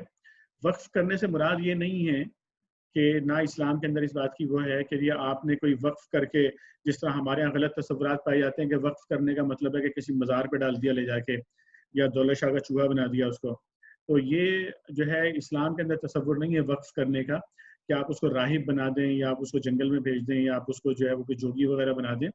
بلکہ اللہ کی راہ میں وقف کرنے کا مطلب یہ بھی ہے کہ آپ اللہ کے دین کی خدمت کسی بھی انداز میں کرنے کے لیے اپنی اولاد میں سے طے کریں. مثلا یہ کہ آپ طے کر سکتے ہیں کہ بھئی میری اولاد میں سے جو سب سے بیسٹ جو میرا جو بچہ ہے یا بچی ہے تو اس کو جو ہے میں ایک ایسا لائر بناؤں گا یا بناؤں گی کہ جو کہ اسلامی قانون کو پوری دنیا کے اندر جو ہے وہ بہترین طریقے سے پیش کر سکے اور پوری دنیا کو قائل کر سکے کہ اسلامی قانون ہی جو ہے وہ بہترین قانون ہے. یا میں اپنے بچے کو جو ہے وہ معیشت کی تعلیم کے اندر اتنا ایکسیلنٹ لیول کے اوپر جو ہے وہ لے کے جاؤں گا کہ وہ پوری دنیا کو یہ بتا سکے اور پوری دنیا کو یہ ثابت کر سکے کہ سود جو ہے وہ دنیا کے لیے مصیبت ہے اور جو اسلام کی جو معیشت ہے وہی اصل میں جو ہے نا وہ دنیا کے لیے خیر کا باعث بن سکتی ہے. یا میں اپنے بچے کو ایک انٹرنیشنل ریلیشنز کا اتنا بڑا ایکسپرٹ بنا دوں گا دین کی روشنی میں کہ وہ دنیا کو بتائے گا کہ انٹرنیشنل ریلیشنز کے لیے جو قوانین اسلام دیتا ہے اصل میں وہی قوانین ہیں جو دنیا کو امن اور آشتی دے سکتے ہیں. باقی تمام قوانین دنیا میں صرف فساد پیدا کرنے کے لیے. تو یہ اللہ کی راہ کے اندر اپنی اولاد کو جو مختص کرنے کا صرف میں نے ایک پہلو اس کا بیان کیا. طارق بھائی آپ بات کر چکے ہیں، دوبارہ بات کرنا چاہ رہے ہیں؟ میں بات کر چکا، لیکن چھوٹا سا ایک سوال تھا، میں پوچھ سکتا ہوں؟ جی جی بالکل کریں. یہ اس کا معنی کیا ہے اور زکریا کو حضرت مریم کا سرپرست بنا دیا، یہ کیا اس کا مطلب اس کی ہے تفصیل؟ اصل میں ایک بات تو میں عرض کروں کہ سوال تمام بھائیوں کو کرنے چاہیے اور سوال کرنا بڑی اچھی بات ہوتی ہے، لیکن ہر سوال کا جواب دینا ظاہر ہے کہ میں کوئی عالم تو ہوں نہیں، میں بھی طالب علم ہوں، پڑھتا ہوں اور بیان کرتا ہوں، تو وہ ضروری نہیں ہوتا کہ اسی وقت ہر سوال کا جواب دیا جائے. अच्छा, जो सवाल अभी तारिक भाई ने किया है, ये सवाल इस सवाल का जवाब ये है कि चूंकि जो स्ट्रक्चर था ना, मतलब खानकाही स्ट्रक्चर है बेसिकली। ये खानकाही स्ट्रक्चर में क्या होता है कि जब ये वाली बात जो है ना कि बच्ची जो है वो दी जाएगी, या उन्होंने तो अपने सोचा था कि मेरे यहाँ बेटा होगा तो मैं उसे दूंगी, तो ये एक चलन भी होता है सोसाइटी के अंदर कि आज जिस तरह आज हमारे यहाँ होता है कि अभी लोग अपने बच्चों को मदारिस में दाखिल करवाते हैं, दीनी मदारिस के अंदर, कि भाई मैं अपने एक बच्चे को जो है दीनी मदरसे में दाखिल करा देता हूँ या फलां जगह पे एडमिट कर देता हूँ उसको। तो जब बहुत सारे बच्चे वहाँ पे खानकाहों में या मदारिस में दाखिल किए जाते हैं, तो फिर उनके क्लासेस बनाई जाती है ना। क्लास का कोई ना कोई हेड होता है, जो होती है कि भाई ये ग्रुप है, 5 बच्चे हैं, 10 बच्चे हैं, 15 बच्चे हैं, तो इनका कोई ना कोई हेड होगा, कोई क्लास टीचर होगा इनका। तो उस तसव्वुर में आप लीजिए सरपरस्त का तसव्वुर, कि फिर उनकी तरबियत, उनकी तालीम, उनका ख्याल रखना, उनकी ज़रूरियात का ख्याल रखना, ये सब उसकी जिम्मेदारी बन जाती है उस फर्द। इसीलिए आप देख रहे हैं कि जब वो कलम वाली बात आ रही है कि जब वो मुख्तलिफ जो जिम्मेदारान थे उस खानका के, और सबके पास यकीनन अपने अपने ग्रुप होंगे तलबा के जिनके वो सरपरस्त थे, लेकिन जब जो है ये कैफियत पैदा हुई और उनको ये अंदाज़ा हुआ कि भाई ये तो अल्लाह ताला की तरफ से जो है बहुत ही अहम, और ज़ाहिर है वो सारे नेक और नेक नफ्स लोग थे, तो उन्होंने इस बात का अंदाज़ा कर लिया कि भाई जब ये खातून जो है जिसने बच्चा अपना अल्लाह की राह के अंदर देने का इरादा किया था, इसको अल्लाह ताला ने बच्ची दी है, और ये इस बच्ची को भी जो है वो यहाँ पर लाई है। और अल्लाह ताला ने जो अल्लाह के नेक बंदे होते हैं उनको ये भी एक सलाहियत दी होती है कि वो चेहरा देखकर क़याफ़ा शनासी से भी अंदाज़ा लगा लेते हैं कि कौन सा बच्चा जो है ना वो ज़्यादा बाबरकत होगा और ज़्यादा आगे बढ़ेगा, ज़्यादा बेहतर जो है वो अल्लाह की खिदमत करेगा वो। तो इसलिए आप देखते हैं कि उनके दरमियान एक उसकी कैफियत भी पैदा हुई कि भाई इसको मेरे सरपरस्ती में दो या मेरी सरपरस्ती में दो। तो ये सरपरस्ती जो है ना, इसका मतलब है कि वो गार्जियन आप कह लें इसको, कि वो जो मदरसे में गार्जियन होता है वो। क्लियर हो गया? जी बिल्कुल। अच्छा राहुल साहब, जी जैसे आपने थोड़ी देर पहले कहा कि एक बच्चा या इस तरह की थोड़ी सी होनी चाहिए, मैं थोड़ा सा इस एंगल से यूं कह रहा हूं कि जब अगर आप पीछे हम देखते हैं खिलाफत का दौर, तो हर बंदा, हर सहाबा, हर उसमें सारी क्वालिटीज थी। वो लीडर था, वो लॉ को जानता था, वो इकोनॉमिक्स को जानता था, वो करंट सिचुएशन, यानी even though at that time there was nothing like overall the internet ये वो फैसिलिटी, लेकिन वो दुनिया के हालात को उनको पता था, कैसर और किसरा को हर चीज को जानते थे, दूर की नजर रखते थे, पता था। तो जब अगर हम देखें, अगर बीइंग अ मुस्लिम हम चाहते हैं कि दुनिया का इक़्तिदार हमारे हाथों में हो, तो हमें हर बच्चे को हमारी तरबियत जो ये कुरान करा रहा है उसमें हमें ये दीन सिखा रहा है, दुनिया सिखा रहा है, मुआशियात सिखा रहा है, ला सिखा रहा है, हर वो चीज सिखा रहा है।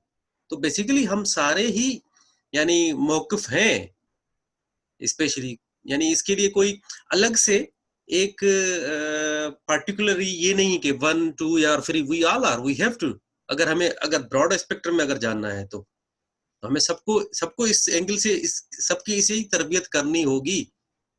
मैं तो बिलीव मी, मैं तो इवन सब बच्चों को कहता हूँ, बेटा करो एलएलबी, लेकिन एलएलबी के बुक्स जरूर पढ़ो, तुम्हें पता लगेगा हक क्या है तुम्हारा, इस्लाम तुम्हें क्या हक देता है, वर्ल्ड लॉ क्या है, पाकिस्तान का कानून क्या है, तब बात कर सकोगे तुम।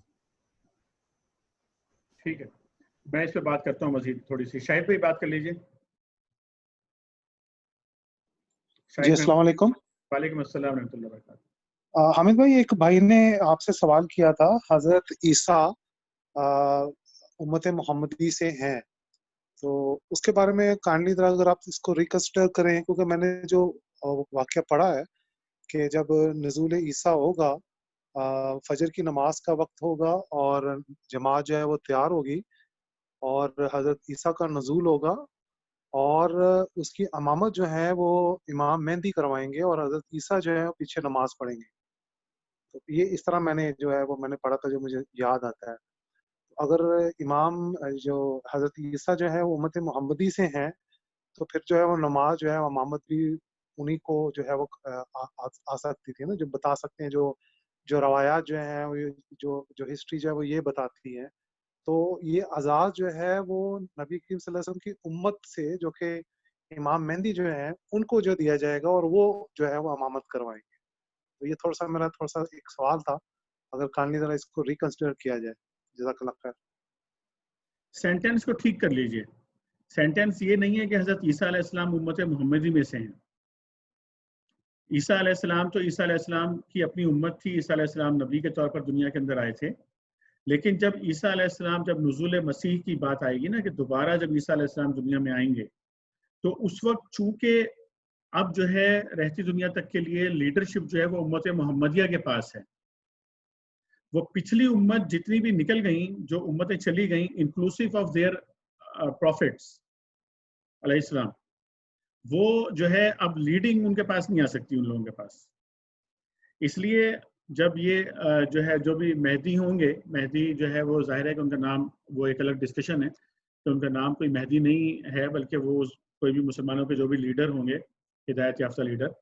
تو جب عیسیٰ علیہ السلام, جس کی آپ نے نزول کی بات کی, تو جب وہ آئیں گے زمین کے اوپر, تو وہ امت محمدیہ کا وہ جو فرد ہوگا, جو لیڈر ہوگا, اس کے پیچھے نماز پڑھیں گے, وہ خود جو ہے لیڈ نہیں کریں گے. تو ہم نے یہ نہیں کہا کہ عیسیٰ علیہ السلام امت محمدیہ میں شامل ہیں, وہ خود ایک امت کے لیڈر ہیں. اور جب وہ آئیں گے تو چونکہ اب لیڈرشپ امت محمدیہ کے پاس ہے, تو وہ اس کی لیڈرشپ میں ہی کام کریں گے. کلیئر ہوا ہے؟ جی جزاک اللہ. اچھا, اب میں آتا ہوں حفیظ الرحمان بھائی والی بات کی طرف. دیکھیں حفیظ بھائی, بات یہ ہے کہ جو پچھلا زمانہ تھا نا, اس میں مختلف اگر آپ کو ملیں گے جو بھی اسکالرز ہوتے تھے, وہ اسکالرز 8-8, 10-10, 12-12 علوم کے ماہرین جو ہے وہ ہوتے تھے اسکالرز.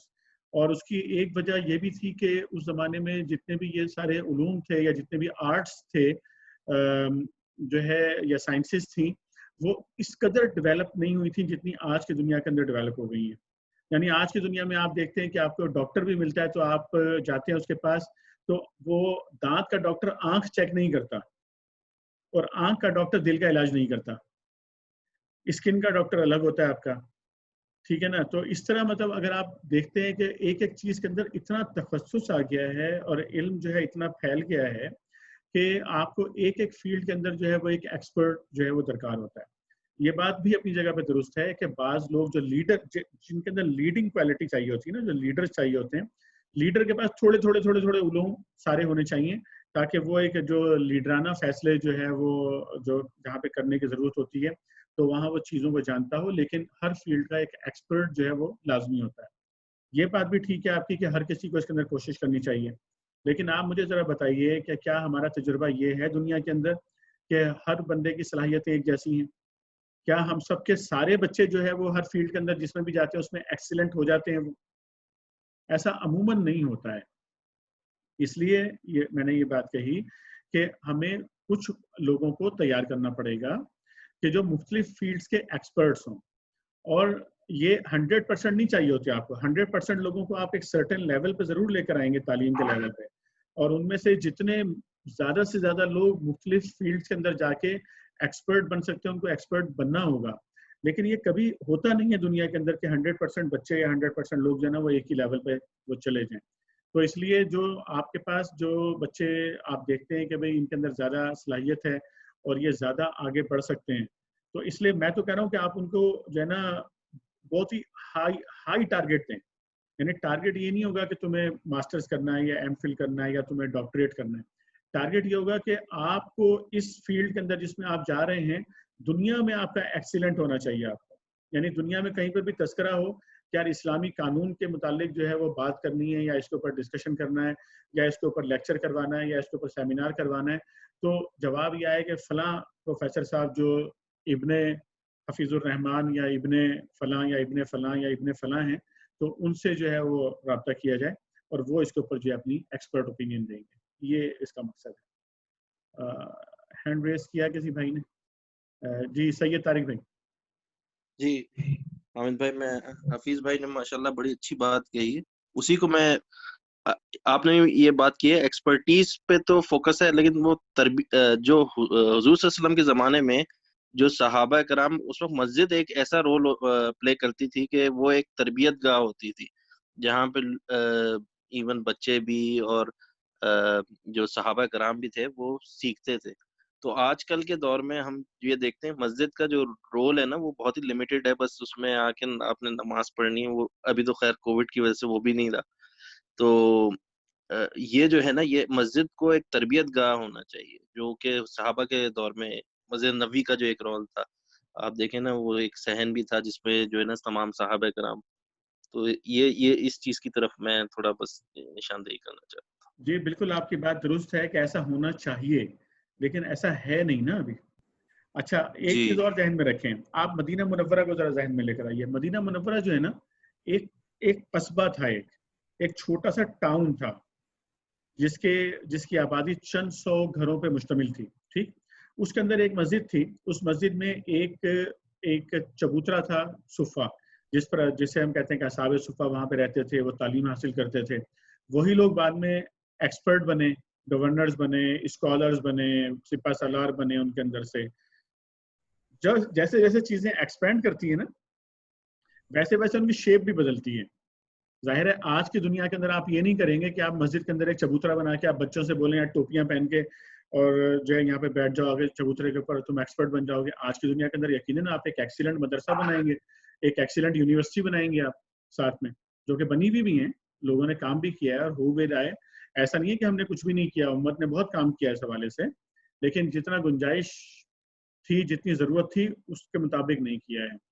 تو یہ چیز تو ایکسپینڈ ہوگی, لیکن میرا کہنے کا مطلب یہ ہے کہ اگر وہ چیز موجود نہیں ہے تو یہ ایکسکیوز نہیں ہے. اس کے آپ کے پاس آلٹرنیٹیوز ہیں, آپ کے پاس یونیورسٹیاں ہیں آپ کے پاس, اور ٹارگٹ آپ خود سیٹ کروائیے, نگرانی آپ خود کیجئے, سرپرستی آپ خود کیجئے, اور ٹارگٹ کو جو کے پی آئیز ہیں خود آپ جو ہے نا اس کو مانیٹر کیجئے. طارق سعید بھائی کچھ کہہ رہے ہیں؟ جی ابھی جو بھائی نے کہا کہ مسجد جو ہے وہ ایک کمیونٹی سینٹر ہونا چاہیے, یہ صحیح 100% صحیح بات ہے. لیکن انفارچونیٹلی دیکھیں آپ حیران ہوں گے یہ بات سن کے کہ مسلمان ملکوں کی جو مساجد ہیں وہاں تو وہ مسجد صرف نمازی کے لیے, اور جو مغرب ہے جس میں امریکہ ہے, یورپ ہے, آسٹریلیا, نیوزی لینڈ, ادھر جو ہیں وہاں آپ جائیں تو آپ حیران ہوں گے کہ ماشاءاللہ جیسے حامد بھائی نے بھی بات کی کہ مسلمانوں نے بہت کام کیا ہے. تو وہ واقعی مسجد جو ہے کمیونٹی سینٹر, کون سی چیز ایسی نہیں ہے جو وہاں نہیں ہو رہی. بچے اسکول سے آتے ہیں, پھر وہ قرآن پڑھنے آئیں گے, پھر ان کی حدیث کی کلاس چل رہی ہے, پھر ان کے کوئزز چل رہی, جیسے بزم شاہین یہاں کام کرتی ہے. اسی طرح یہ اکنا جو ہے اسلامک سرکل آف نارتھ امریکہ, ان کے آپ تحت دیکھیں جو ایکٹیویٹیز, کبھی آپ ان کی ویب سائٹ میں جائیں.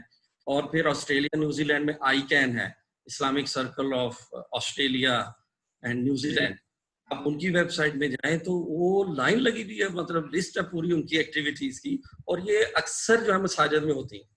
اور یہ خیر مسلم ممالک میں یہ مساجد ہیں جن کو ان کی حکومتیں جو الاؤ کرتی ہیں. اچھا یہ بڑی اچھی ڈسکشن ہے. اس میں عملی پہلو جو ہے نا اس کا دیکھنے کا ہے. دیکھیں عملاً کیا ہوا, ابھی جو طارق بھائی نے بہت اچھی مثال دی کہ جو لوگ ویسٹ میں گئے انہوں نے وہاں پہ اسلامک سینٹرز بنائے, مسجد بھی ہوتی ہے, اسلامک سینٹر بھی ہوتا ہے, بچوں کے لیے کورسز تیار کر دیے, بچوں کے لیے ایکٹیویٹیز تیار کر دی, خواتین کے لیے ایکٹیویٹیز تیار کر دی, مردوں کے لیے ایکٹیویٹیز, یعنی وہ ایک کلب کی شکل جو ہے اس کو دے دی کہ لوگوں کو ان کی چیزیں جو ہے وہاں پر میسر ہیں.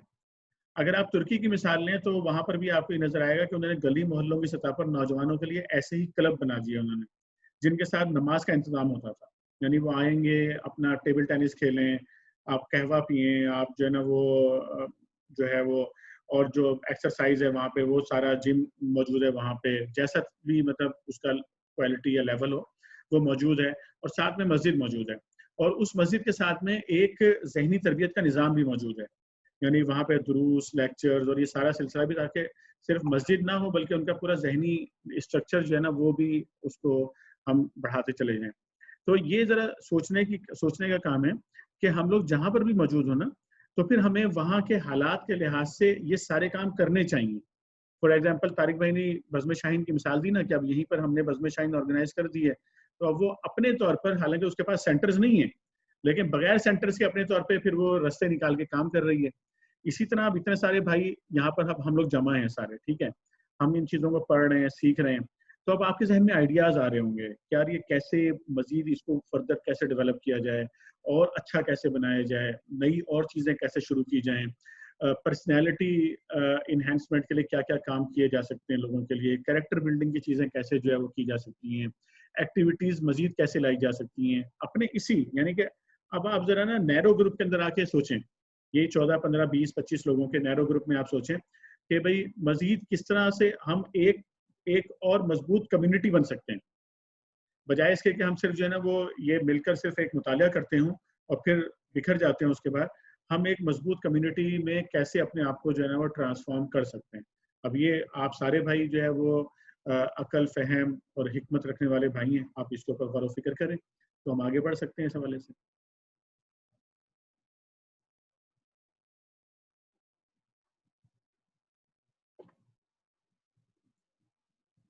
अच्छा, अब आगे चलते हैं, इस पे जो है फिर इस पे बात आई हमारे सामने कि जो ये भी बड़ी मज़े की बात है कि आप देख रहे हैं कि ये आयत ना मुझे हमेशा बड़ी अच्छी लगती है वाली, कि जब ये ज़करिया अलैहिस्सलाम जो है वो देखा उन्होंने कि अल्लाह ताला ने जो है मरियम को जो है ये सब कुछ दिया है, तो फौरन अल्लाह ताला के सामने जो है वो दुआ की कि अल्लाह तू जो है ना मुझे भी नेक औलाद अता फरमा। हालांकि जो बात वो बाद में कह रहे हैं, जिस पर वो हैरान हो रहे हैं, वो बात उन्हें पहले भी पता थी कि वो बूढ़े हैं, उनकी बेगम जो है वो बांझ हैं, ये पता था, लेकिन उसके बावजूद उन्होंने जो है ना वो अल्लाह ताला से दुआ की और फरमाया कि तू ही दुआ सुनने वाला है। तो इसलिए कभी कभी ऐसा होता है हमारे जहन में कि हम सोच रहे होते हैं, खुद ही सोच लेते हैं कि यार ये तो कुछ चीज़ें हमें इम्पॉसिबल नज़र आ रही होती हैं, या हमें ऐसा लग रहा होता है कि शायद हम नहीं कर पाएंगे, या हमें ऐसा लग रहा होता है, जिस तरह अभी मैंने एक बड़े टारगेट की बात की, तो अक्सर मैं लोगों से बात करता हूँ तो उनके जहन में ये बात बैठी हुई होती है कि नहीं यार हमारे बच्चे तो एक मीडियोकर लेवल पर ही मतलब जाएंगे, या उन्होंने उनके लिए बहुत छोटे टारगेट तय किए हुए होते हैं अपने बच्चों के लिए। तो आप क्यों नहीं बहुत आला तरीन हदफ जो है वो तय करते हैं अपने लिए भी, आप अपनी जिंदगियां भी खत्म नहीं हो गई हैं, तो अपने आप को भी एनहांस करने के लिए, अपने आप को भी आगे बढ़ाने के लिए, अपनी सलाहियतों में इजाफे के लिए, इसी तरह अपने बच्चों के लिए और इसके अलावा भी जितनी भी चीज़ें हैं, तो अल्लाह से दुआ करनी चाहिए और एफर्ट करनी चाहिए। अल्लाह दुआ सुनने वाला है और दुआएं कबूल भी कर लेता है। और देख रहे हैं हमारे सामने ये अल्लाह ताला ने जो है ना वो उनको किस तरह की कैफियत के अंदर अल्लाह ताला ने उनका बेटा जो है वो इनायत फरमाया। यहाँ पर भी नबी की शान बयान की जा रही है। अगर आप आगे चल के देखें, कमाल दर्जे का जाबित होगा, ये क्या चीज़ है?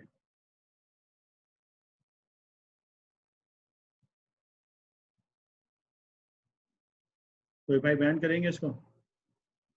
एडमिनिस्ट्रेटर। जबरदस्त,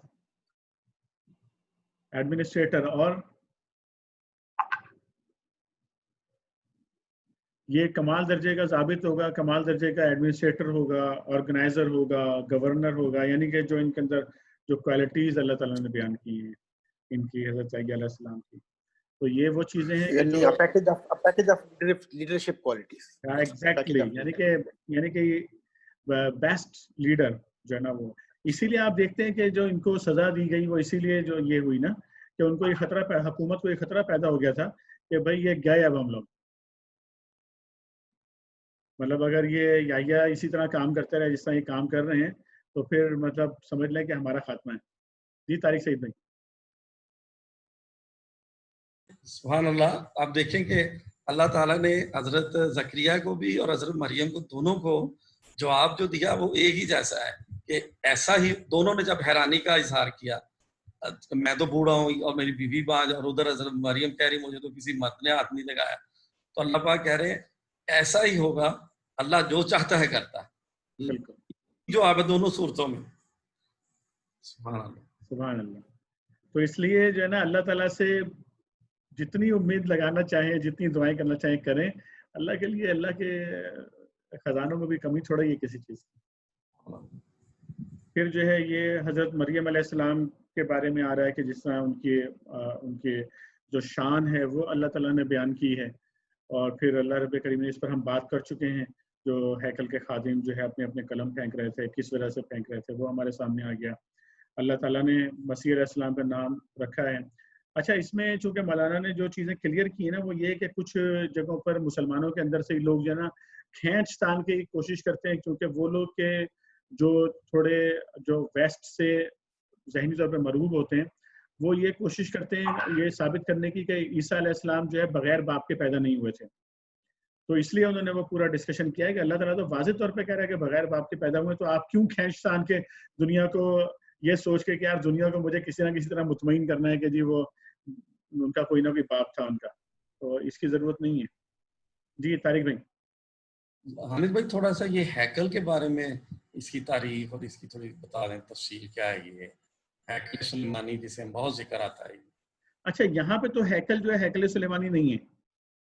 अच्छा, ये इसकी बात कर रहे हैं आप यहाँ पे, ये इस हैकल की?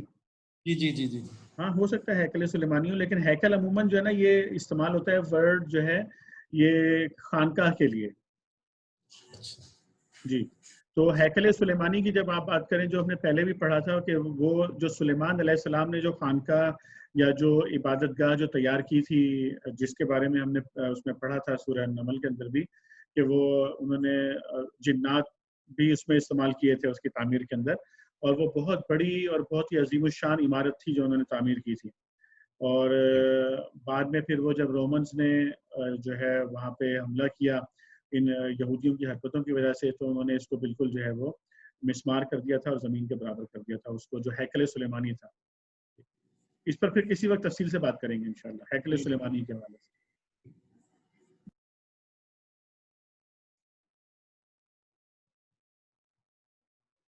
फिर ये मरियम अलैहिस्सलाम का जो है तस्करा आ रहा है पूरा, वो हम पढ़ लिया हमने। यहाँ पर भी आप देखें कि फरिश्तों ने जो है ना वो जो कहते हैं उनसे कि ये जो पहली बात तो ये कि अल्लाह ताला जो कहता है कि बस हो जा और वो हो जाता है, जो तारिक भाई ने बात की। उसके बाद फरिश्ते मरियम अलैहिस्सलाम को बता रहे हैं कि अल्लाह उसे किताब और हिकमत की तालीम देगा। ये किताब और हिकमत क्या चीज़ें हैं दोनों?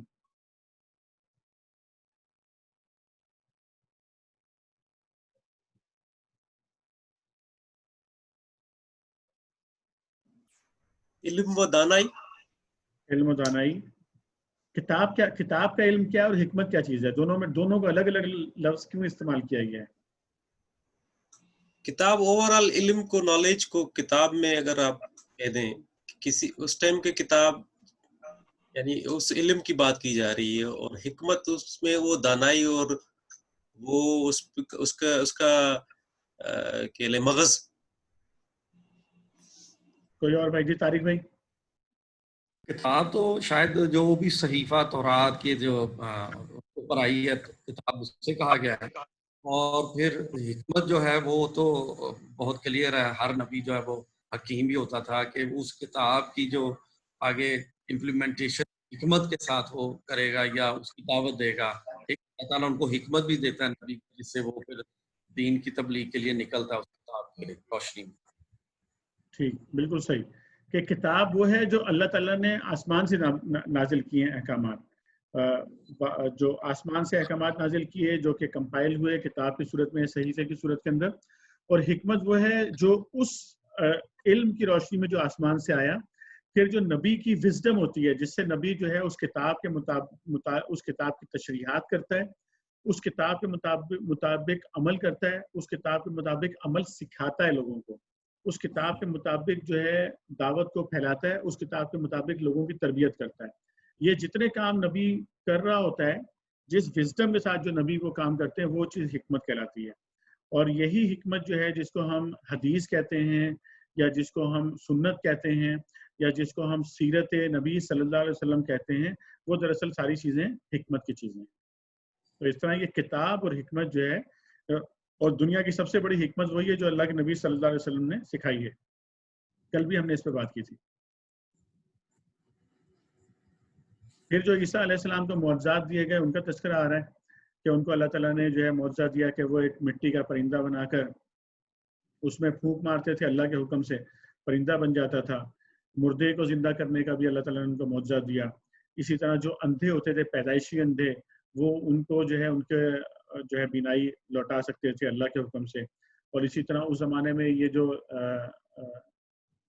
اس کا کوڑ کا جو مرض ہے یہ جو ہے بہت زیادہ عام تھا، اس کو جو ہے وہ ٹھیک کر سکتے تھے. اور پھر لوگوں کو یہ بتانا کہ بھئی ان کے گھروں میں کیا انہوں نے چھپا کے رکھا ہے، ذخیرہ کیا ہوا ہے، اس کا جو ہے انہوں نے بتایا. ان کے تمام جو بھی معجزات تھے ان کا جو ہے وہ یہاں پر تذکرہ آیا ہے. اور جو آخری بات جو ہے وہ یہ کہ جو نبی یہاں پہ فرما رہے ہیں کہ ان چیزوں کو حلال کر دوں جو تم پر حرام کر دی گئی ہیں، اس کا کیا مطلب ہے؟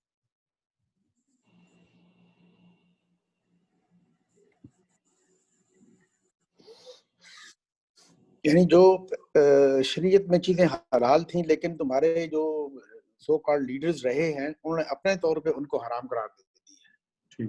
تو یہ ہے کہ میں اس کنفیوژن کو ختم کروں گا کہ جو اللہ کی طرف سے حلال ہے وہ حلال ہے، اور جو اس کے بعد لوگوں نے اپنے طرف سے جو آپ کے لیڈرز ہیں انہوں نے کیا ہے تو وہ اس کو اس کی کیا تکفیر کہیں کہ اس کو ختم کرنے کے لیے میں یہ کروں گا. لیکن ایک چیز میں یہاں پہ اور جو میں نے مطلب میرے ذہن میں آئی ہے، اب یہ دیکھیں کہ جتنے بھی معجزات کا ذکر ہوا ہے نا، ہر ایک کے ساتھ اسپیسیفکلی یہ کہا گیا کہ اللہ کے حکم سے، اللہ کے حکم سے، اللہ کے حکم سے. تو یہ جو ریپیٹیشن ہے نا، یہ ایک it's like a hammering on our heads کہ بھئی یہ ذہن میں رکھو کہ جو بھی معجزہ یا جو بھی اس طرح کی چیز یا نبی صلی اللہ علیہ وسلم یا انبیاء سے جو بھی چیزیں ہوئی ہیں، وہ حتیٰ کہ جو جب یہ کہا کرا کہ ایون یہاں پہ یہ آیا ہے کہ نبی صلی اللہ علیہ وسلم کو بھی اس چیز کا پہلے علم نہیں تھا، آپ اس وقت موجود نہیں تھے جب یہ ہو رہا تھا، آپ اس وقت موجود نہیں تھے جب یہ ہو رہا تھا. تو یہ جو کچھ آ رہا ہے نا، یہ سارے کا سارا علم اللہ سبحانہ وتعالیٰ کی طرف سے آ رہا ہے. تو یہ ہمارا کانسیپٹ کلیئر ہونا چاہیے کہ کوئی عالم الغیب نہیں ہے، کسی کے اختیار میں کچھ نہیں ہے، سارے کے اختیارات، ساری کی ساری کمانڈ اللہ سبحانہ وتعالیٰ کے اپنے ہاتھ میں. جزاک اللہ خیر. اچھا، ان کا ایک جو بڑا پرابلم تھا نا وہ یہ کہ ان میں سے ان کے جو لوگ وہ تھے، یعنی جو مذہبی لیڈرز تھے یا دوسرے جو لیڈرز تھے، ان لوگوں کا آپس میں ایک دوسرے کے ساتھ جو ہے نا، مذہبی لیڈروں کا اور جو سیاسی لیڈرز تھے ان کا آپس میں پیچ اپ ہوا تھا. تو اب یہ دونوں ایک دوسرے کو جو ہے نا سپورٹ کرتے تھے بنیادی طور پر. اب اس پوری سپورٹ کے اندر جو ہے ان کی جو مذہبی لیڈرشپ تھی اس نے بہت سارے ایسی چیزیں کہ جو کہ اللہ تعالیٰ نے ان کے لیے حلال قرار دی تھی، ان کو حلال صرف کھانے کے لیے حلال نہیں بلکہ عمل کی بات بھی ہو رہی ہے یہاں پر کہ چیزوں کو کہ بھئی اس طرح کی پوزیشن ہو تو چلو یہ جھوٹ بولنا بھی جو ہے نا وہ اس طرح کی صورت کے اندر حلال ہو جاتا ہے، اور بدعہدی کرنا بھی جو ہے نا وہ حلال کر دیا کہ بھئی یہ اگر آپ دوسری قوموں کے ساتھ اگر آپ ان کا حق مارتے ہیں دوسری قوموں کا تو چلو بھئی ادر دین بنی اسرائیل اگر آپ کسی کا حق مار رہے ہیں تو اس کو حلال کر دیا. یعنی جو معاملات ہیں، معاملات کے اندر بھی جو کتاب کا اور جو نبی کا حکم تھا اس سے ہٹ کر چیزوں کو جو ہے وہ جائز قرار دینا شروع کر دیا، صرف اس لیے تاکہ ان کی جو لیڈرشپ ہے وہ باقی رہے اور لوگ ان کے پیچھے چلتے رہیں. اور وہ لوگ اگر غلط راستے پہ چل رہے ہیں تو کچھ عرصہ ان کو روکتے تھے.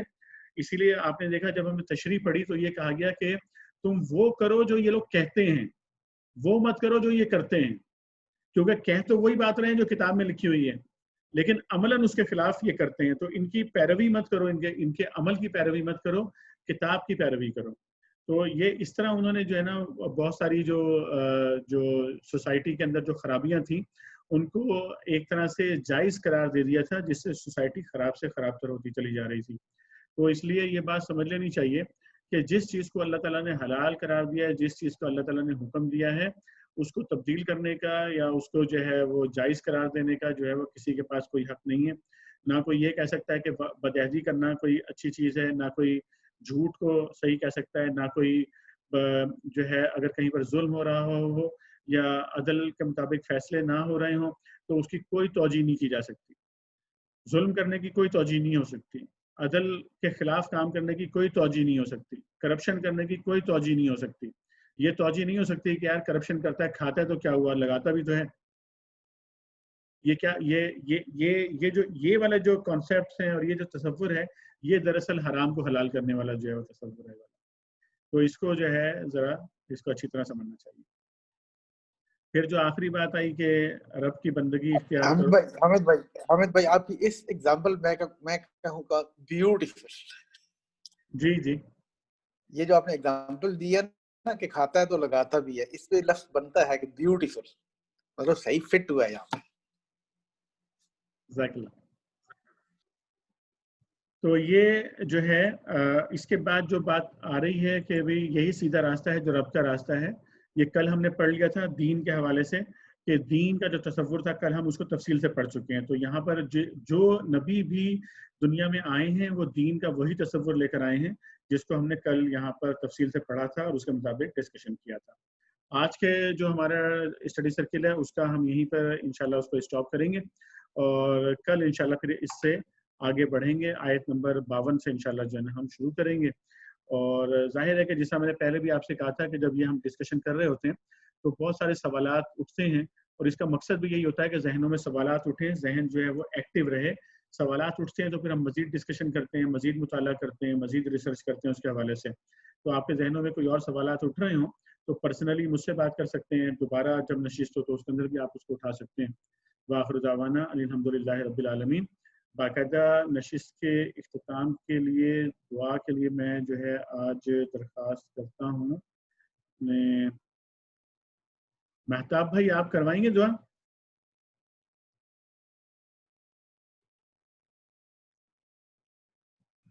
السلام علیکم. وعلیکم السلام ورحمۃ اللہ وبرکاتہ. آپ دعا فرمائیے آج. صلی اللہ علیہ نبینا محمد. یہ اللہ تعالیٰ جو کچھ ہم نے آج پڑھا ہے یہ اللہ تعالیٰ اس کا ہم کو اجر عطا فرما اور آمین. ہم لوگوں کو جو ہم اس کو قرآن کو اور اس کی جو کیا ہمیں اس کو کنٹینیو رکھنے کی توفیق عطا فرما. ہمارے آمین. بچوں کو بھی قرآن پہ لگا, ہم کو سیدھے راستے پہ چلا, برے کاموں سے بچا, ہماری فیملی کو سیدھے راستے پہ چلا. آمین. اور ربنا آتنا فی الدنیا حسنہ وفی الآخرۃ حسنہ وقنا عذاب النار. رب اغفر وارحم وانت خیر الراحمین. اللهم انی اسألک اللهم انی اسألک علما نافعا رزقا طیبا وعملا متقبلا. اللهم ربنا ظلمنا انفسنا وان لم تغفر لنا وترحمنا لنكونن من الخاسرين. ربنا هب لنا من ازواجنا وذرياتنا قرة اعين واجعلنا للمتقين اماما. آمین. ربنا فاغفر لنا ذنوبنا وكفر عنا سيئاتنا وتوفنا مع الابرار. آمین. ربنا لا تزغ قلوبنا بعد إذ هديتنا وهب لنا من لدنك رحمة إنك أنت الوهاب. آمین. ربنا لا تؤاخذنا إن نسينا وأخطأنا. ربنا ولا تحمل علينا إصرا كما حملت على الذين من قبلنا. ربنا ولا تحمل علينا إصرا كما حملت على الذين من قبلنا. ربنا ولا تحملنا ما لا طاقة لنا به واعف عنا واغفر لنا وارحمنا أنت مولانا فانصرنا على القوم الكافرين. آمین. وصلى الله على نبينا محمد. سبحان ربي العزة عما يصفون وسلام على المرسلين والحمد لله رب العالمين. جزاک اللہ خیر. مہتاب بھائی, اللہ تعالیٰ آپ کو خوش رکھے.